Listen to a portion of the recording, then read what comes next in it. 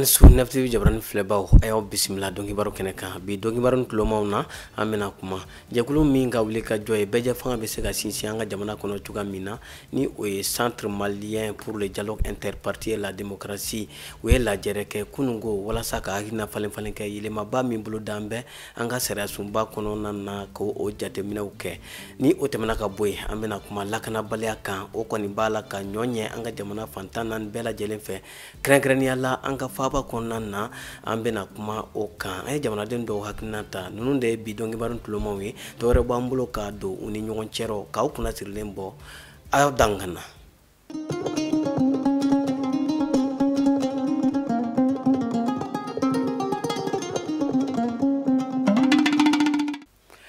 ayo bismillah kokura bi tarata décembre kalo tile 10 dongi baru keneka ina fanda magara la bakuruba wula tuga mina jakulu minga wuli ka joy wala sa beje fanga absega sinsianga jamana kono tuga mina ni o centre malien pour le dialogue interparti et la démocratie CMDID ou la jereke kunungo hotel Sheraton na min senfe o wele bla politique ton bela jelema u ka je ka hakila jagabo ke anka jamana kono yelema ba mi bulo dambe sara sumba kono na bela jelen hakilina bisega do akona na tuga mina Tidiane Sidibe ale kumbe nefti chwala ay misro anga jeka nyamada ofe bila jebe bolil ke transition baraw kan ayira leno ka foko transition konona la yelema do ganga ke yelema munu metali ke anga jamana sharia sumba la beningan na ya jate mine san damado temena fanga munu temena uya essayer ka jamana sharia sumba ka yelema do douala yelema munu ba to anga démocratie fanga be sinsin kosobe mais ama o yelema nunu ma se ka sira sɔrɔ parce que révision constitutionnelle ni ma se a dana bon transition kɔnɔ la ina ɲininen do u ka laɲini dɔ ye ka sariya sunba in yɛlɛma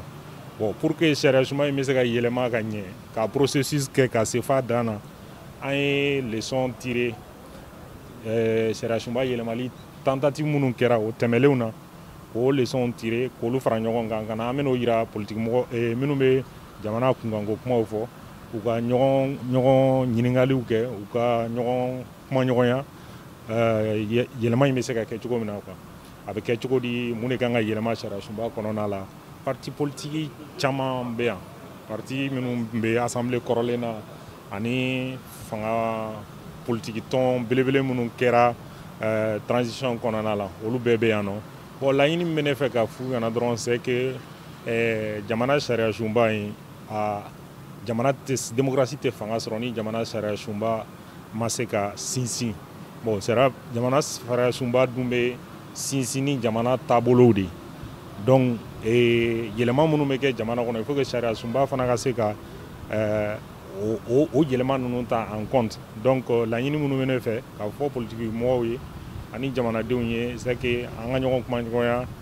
wagati in ka gɛlɛ a ka gɛlɛ bɛɛ bolo a ka gɛlɛ maliyɛnw bolo a ka gɛlɛ fanga camancɛla fanga mɔgɔw yɛrɛ bolo mais a bɛ se ka nɔgɔya an bɛɛ bolo cogo min na o ye sigikafɔ ye quoi comme a bɛ fɔ cogo min na sigikafɔ ye damu ye f'an ka sigi ka kuma mɔgɔw ka fara ɲɔgɔn kan f'an ka fara ɲɔgɔn kan pour que an bɛ se ka ko dɔ kɛ parce que jamana in y'an bɛɛ ta de ye quoi donc f'an ka fara ɲɔgɔn kan ka kuma ka siraw bɔ sira min bɛ se ka to maliyɛn bɛɛ bɛ i yɛrɛ sɔrɔ ko kɔnɔna la cogo min na ni o tɛmɛna ka bɔ wanep ale jɛkulu ye min kɔni ɲɛsin bɛ ka kɛlɛ kunbɛn ani ka fɛɛrɛ kɛ basigi bɛna jamana kɔnɔ cogoya min na u ye tile fila lajɛ kɛ min kɛra kunun ani bi a bolila min kan o de ye walasa bɛɛ lajɛlen sen bɛ se ka don fanga mara la cogoya min na kɛrɛnkɛrɛnnenya la an balakaw a kɛra hôtel Sheraton kɔnɔna na walasa ka faamuya sɔrɔ a ko la sigi in tɛmɛnen jɛkulu in coordinateur national ni o ye Mahamadi Togola ye ale ye dantigɛli kɛ Tidiane Sidibe ka kuma galaman na an k'a ka sɔrɔlenw lajɛ bi sigi tile fila sigi kun do an ko a ma ko dialogue politique an y'a laɲini parce que sigi in daminɛna baara dɔ de kɔfɛ an y'a daminɛ baara min kɔnɔ o ye projet dɔ ye n'an ko projet de gouvernance inclusive projet in yɛrɛ lancera nin y'a kalo sabanan ye an ka dɛmɛba jɛkulu ye PNUD ye ani an bɛ ka projet in waleya jamana 4 kɔnɔna na farafinna kɔnɔna na yan n'o ye Mali b'o la Côte d'Ivoire b'o la Niger b'o la ani Burkina Faso projet in ka laɲini ye mun ye o de ye k'a fɔ bɛɛ lajɛlen sen bɛ se ka don sigi mara kɔnɔna na cogo min na n'an k'o ma ko gouvernance inclusive o de ye k'a fɔ mara ka se ka kɛ bɛɛ lajɛlen ka se k'i yɛrɛya kɔnɔ bɛɛ lajɛlen bɛ yɛrɛya kɔnɔ cogo di ni bɛɛ lajɛlen ka hakɛw talen don ani bɛɛ lajɛlen ŋunanko olu talen don mara kɔnɔna na donc projet in ka laɲini y'o ye projet in lancement kɔfɛ an ye a essayé ka musojɛkulu dɔw fara ɲɔgɔn kan coalition kɔnɔna na n'a fɔra ko n'o tɔgɔ ye ko coalition nationale des femmes Mali la projet in ka laɲini ye mun ye ka se ka musojɛkuluw dɛmɛ k'u organiser k'u renforcer mun b'a to an filɛ transition mun kɔnɔna na nin ye musow ka haminako ani u ŋunanko ani denmisɛnninw ka ninkanko olu fana bɛ se ka ta ba la cogo min na parce que anw ka jɛ la anw ka hakilina ye mun ye o de ye k'a fɔ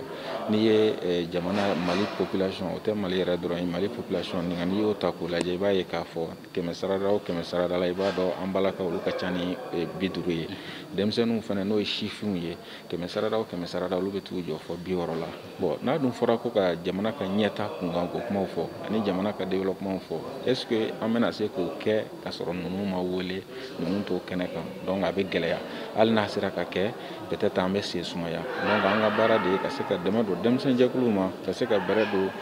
sifinjɛkuluw ma ka se ka dɛmɛ fana don an balakaw ka jɛkulu ma n'an k'o ma ko association des associations féminines et des associations communautaires de base an ye tile fila jɛkulu mun kɛ nin kɛra baara dɔw de kɔfɛ o baaraw ye mun ye an ye jamana an ka région bɛɛ lajɛlen an ye concertation régionale kɛ ka taga région kɔnɔ ka musojɛkulu fara ɲɔgɔn kan syndicats b'a la leader politiques b'a la ka tile kelen baro kɛ n'u ye gɛlɛya jumɛn bɛ yen nɔ n'o bɛ ka participation inclusive bali obstacle minnu bɛ yen ani défi minnu fana bɛ yen nɔ an balakaw kan ani degun minnu b'u kan ka se k'olu examiner bon jamana yɛrɛ kɔnɔna na i b'a ye k'a fɔ texte dɔw bɛ yen nɔ minnu fana bɛ an balakaw ka participation i n'a fɔ résolution 1325 donc olu fana ma don ba la kosɛbɛ application gɛlɛya dɔw b'a la donc concertation régionale ninnu kun ye ka se k'o gɛlɛyaw imaginer ani gouvernement fana bɛ ka fɛɛrɛ minnu sigi sen kan mun b'a to hali bi gouvernance inclusive bɛ se ka waleya jamana kɔnɔna na olu fana y'o fɔ donc hakili falen de kun don hali bi mun b'a to kow bɛ se ka ɲɔgɔn sɔrɔ loi 052 o bɛ se ka appliquer cogo min na gɛlɛya minnu b'a ka application na fɛɛrɛ bɛ se ka kɛ olu bɛ se ka nɔgɔya cogo min na ani gɛlɛya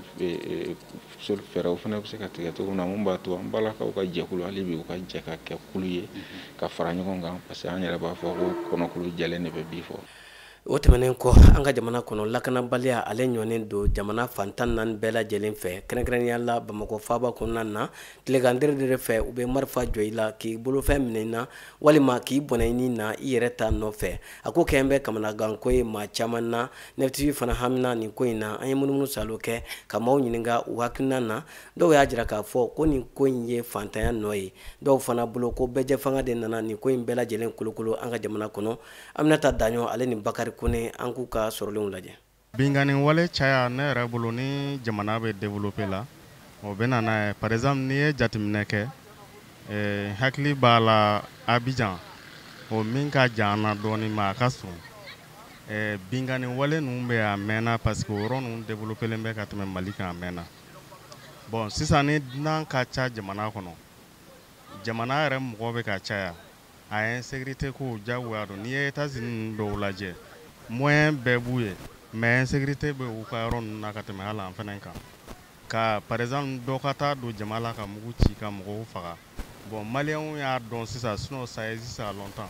a bɛ diɲɛ kɔnɔ a mɛnna min na ni nin ye a ju yɛrɛ yɛrɛ ye gɛlɛya de a ju yɛrɛ o de gɛlɛya bɛ jamana kɔnɔ dɔw bɛ fɛn dɔ kɛ man kan k'a kɛ a ju ye gɛlɛya de filanan min b'a la an tun bɛ mara fɔlɔ min na Musa Tile la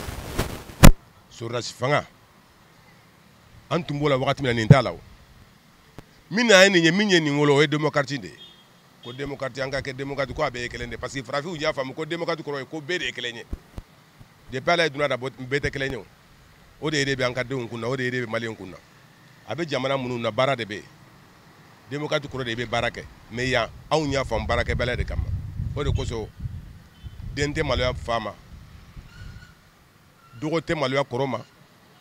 danbe tɛ yen hɔrɔnya tɛ yen min ka di min ye i b'a kɛ i y'a faamu wa an faama minnu fana b'an kun na faama minnu b'an kun na olu fana ɲɛ b'a la o i y'a faamu wa to sécurité min bɛ olu de kan ka sécurité san est ce que olu bɛ sɔn k'an sécurité est ce que u b'a kɛ wa dongo de be mɔgɔ fɔla man ka sira la yelmani sira la har o do kare duru ya ka be ka wuri minɛ famaw nya ba la itulo ba ma har ni nya ma itulo ba me to nin koni ni a defo la ja defo be famaw de la san koni parce que mɔgɔ minnu bɛ ka mɔgɔ faga k'u ka bolofɛn minnu la sariya kan ka baara kɛ cogo min na sariya tɛ ka baara k'a ɲɛ ma sinon ni mɔgɔ taara mɔgɔ faga siɲɛ kelen k'a bolofɛn minɛ la n'a tigi minɛna ani ɲankili mun ka kan ni ɲankili dar'a kan ni maa wɛrɛ y'o ye o tigi bɛ sira ka dɔ wɛrɛ kɛ o mais mɔgɔ bɛ taa fɛn kɛ foyi tɛ bɔ a la hali n'a minɛna sariya mun kan ka bɔ a kan o tɛ bɔ a kan donc a bɛ mɔgɔ wɛrɛ ja farinya o fana ka taa ɲɔgɔnna wɛrɛ kɛ. Bamakɔ insécurité bon kun caman de b'a la parce que sisan jeunes caman bɛ yen nɔ u tilalen don baara la kalan na baara tɛ ka sɔrɔ ani baarakɛbaliya quoi parce que yan hali baara bɛ yen nɔ Bamakɔ jeunes fana caman bɛ yen u tɛ baara fɛ parce que u b'u yɛrɛ fisaya baaraw ma et sinon baara ma bɔ baara la o baara bɛɛ ye baara de ne yɛrɛ filɛ nin ye ne ma kalan caman kɛ mais ne filɛ ne tun bɛ yɔrɔ jɔsi kɛ en plus sisan n tɛ yɔrɔ jɔsi la n bɛ n ka feereni kɛ n yɛrɛ ye n ye ni min sɔrɔ n b'o kɛ n ka musaka ye ni ye baara wɛrɛ sɔrɔ o kɔfɛ min ka fisa n'o ye n bɛ se k'o kɛ mais n'olu ko k'u t'o kɛ an bɛ bɔ yan an bɛ taa tubabu jamana kan an bɛ taa wulubɔ kɛ ka taa kɔkɔliw kɛ est ce que n'an y'o kɛ yan nɔ est ce que an tɛ fɛn sɔrɔ an bɛ fɛn sɔrɔ mais cɛkɔrɔba minnu fana bɛ yen nɔ n'olu bɛ baara la u bɛ ɲini ka na retraite sɔrɔ olu fana k'a lajɛ minnu bɛ se ka olu place sɔrɔ min t'olu denw ye u ka hinɛ an na ala kama pour que sécurité bɛ se ka k'an ka jamana kɔnɔ cogo min na donc ka place di walidenw fana ma o bɛ diya an ye kosɛbɛ. Bon gɛlɛya de ye nin bɛɛ ye nin bɛɛ ye gɛlɛya de ye fɛn de tɛ jamana kɔnɔ o bɛɛ kɛlen don balo yɛrɛ kɛli f'i ka wari de sɔrɔ fɛn bɛɛ dalen don wariko de la bi donc ni baara tɛ jamana kɔnɔ donc mɔgɔw dahirimɛ sɔrɔli bɛ gɛlɛya bon a ka di bɛɛ ye ka sow san ka yɔrɔw fɛnw ka bɔ olu tɛ se ka sɔrɔ ten quoi wari fitinin fɛnɛ t'a sɔrɔ bon faamaw de kan k'a jateminɛ sisan k'a lajɛ ka yɛlɛma don jamana yɛrɛ tagabolo la donc ne yɛlɛma donna jamana tagabolo la ka baara yɔrɔ caya donc o la fɛn bɛɛ bɛ ɲɛnabɔ mais baara yɛrɛ tɛ sɔrɔ bilen f'i ka kalan kɛ k'a ban ka sɔrɔ ka o yuruguyurugu daminɛ ka baara ɲini bon yuruguyurugu ninnu dun ni baara ɲinina ni yuruguyurugu ye jamana yɛrɛ bɛ jɔ ni yuruguyurugu de ye o de ye problème bɛ ka na ni nin fɛn ninnu ye tan. O de bɛ taa n'an ye jamana kɔkan kibaruyaw la an ye kumaba dɔw salo aw ye an ka jɛ ka sɔrɔlenw lajɛ. Ayo bisimila kɔkan kibaruyaw kan an b'a daminɛ ni coronavirus kunkanko kibaruyaw ye ko kabini coronavirus ye kun bɔ farafinnagun kan février kalo tile 14 2020 ka na bila bi la ko a ye maa min minɛ farafinnagun kan k'o dɔgɔyara kosɛbɛ ko hali n'a y'a sɔrɔ ni waati laban ninnu na coronavirus banakisɛ sigira ka na farafinna jamana dɔw la ni fanga ye kosɛbɛ ko a daminɛ ni sisan cɛ a ye maa min minɛ o ye maa 2,000,000 n'a kunkanfɛn ye maa min tora bana in na ko ye maa 15,000 ani 265 ye ko ni farafin jamanaw sera ka to u jateminɛw la k'u bɛ se ka u kɔ a da ni bana cɛjugu in kɔni kɔ a la. An bɛ taa Nigeria kibaruyaw la Boko Haram maa ɲɛma Abubakar Chikawo a y'a kanna bɔ ko lycée kalanden minnu minɛna Kankara k'olu de nɔ don hakilina jiginna juma su ka dugu jɛ sibiri la marifatigi maa 100 damadɔ olu nana moto la ka na kalanden ninnu mangoromɔ kari ni ka taa n'u ye u tun bɛ maa 100 damadɔ bɔ a kɛra Katsina marabolo kɔnɔna na min bɛ Nigeria jamana tilebi ni Kaɲanga ni ɲɔgɔn cɛ maaw tun y'a miiri ko binkannikɛla minnu bɛ murumuru ni marabolo kofɔlen in na ko olu de nɔ don nka bi sɔgɔmada in na Abubakar Chikawo ni ale ye Boko Haram maa ɲɛma dɔ ye ale ye siga bɔ bɛɛ lajɛlen dusukun na k'a jira k'a fɔ ko cɛ tɛ muso tɛ k'olu de nɔ don.